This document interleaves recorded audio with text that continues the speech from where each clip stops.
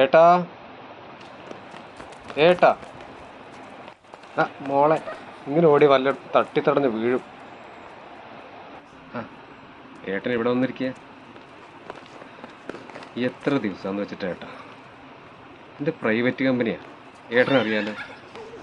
അച്ഛൻ തീരെ വയ്യ, സീരിയസ് ആണ്, ICU എന്നൊക്കെ പറഞ്ഞപ്പോൾ ഞാൻ ഓടിപ്പാഞ്ഞു വന്നതാ. എന്നിട്ടിപ്പോൾ ഇതാ ആള് പയറുമണി പോലെ. ആ മാനേജറാണെങ്കിൽ തീരെ കണ്ണിച്ചോറില്ലാത്തതാണ്. അയാൾ ഇപ്പം തന്നെ കൊലവിളി വിളിച്ചു തുടങ്ങി. അത് മാത്രല്ല ഏട്ടാ, സ്മിതയുടെ ലീവ്, പിന്നെ കുട്ടികളുടെ സ്കൂള്. ഞാൻ ഇപ്പം എന്താ വേണ്ടത്? ഏട്ടൻ തന്നെ പറ. പതുക്കെ പറഞ്ഞ നിശാന്ത്, അച്ഛൻ്റെ കേൾവിക്ക് വലിയ കുഴപ്പമില്ലേ, നല്ലോണം കേൾക്കും.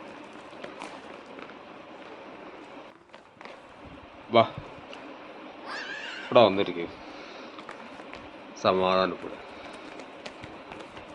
ഞാൻ ഇന്നലെ നമ്മുടെ കണിയാനെ പോയിട്ടൊന്ന് കണ്ടിരുന്നു. ഇവിടെ തെക്കേല്. അപ്പോൾ ഇവരോടിങ്ങനെ എല്ലാ കാര്യങ്ങളും പറഞ്ഞു. അപ്പോൾ ആള് പറയാണ്, അച്ഛൻ്റെ ജന്മനാളും കൂടെ അടുത്തുപോയി. 2 ദിവസം കഴിഞ്ഞാൽ നാളായി. അപ്പോൾ അതിൻ്റെ അപ്പുറത്തേക്കൊന്നും ഉണ്ടാവില്ല എന്നാ ഇവരുടെ ഒരു കണക്കൂട്ടലേ.